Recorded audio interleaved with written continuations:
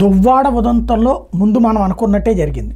ఇప్పుడు మాధురి మీదన యాక్సిడెంట్ చేసినందుకు కేసు, యాక్సిడెంట్ గురైనందుకు కాదు, యాక్సిడెంట్ చేసింది తను, అందుకు ఆమె మీద కేసు.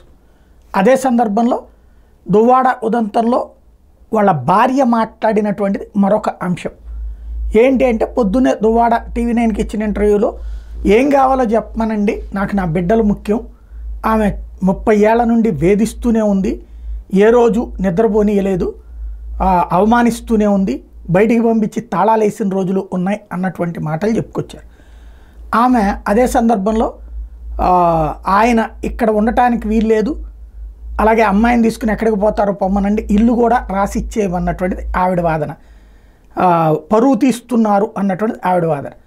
అయితే ఇప్పుడు ఆమె విడాకులు కావాలంటే ఆస్తి అంతా కూడా రాసిచ్చేయమంటుంది, నా డబ్బులతో పెట్టుబడి పెట్టి బిజినెస్ చేశాడు కాబట్టి, నేను ఇచ్చిన డబ్బులతో ఇల్లు కట్టాడు కాబట్టి అది ఇచ్చేసేయమని చెప్తున్నది భార్య. ఇప్పుడు మరి ఇక ఈ వ్యవహారం ఎక్కడికి మలుపు తిరుగుతుంది? అదంతా అయితే లీగల్గా అయితే కనుక ఆమె పేరు మీద ఇల్లు కట్టున్నా, లేదా దువ్వాడ శ్రీనివాస్ పేరు మీద ఇల్లు కట్టున్నా ఆ తర్వాత కోర్టులో తేల్చుకోవాల్సిందే లీగల్గా అయితే. ఈలోపు ఆమె కథలను అంటోంది, ఆయన వదలనంటున్నాడు. ఎక్కడి దాకా వెళ్తుందో చూడాలి.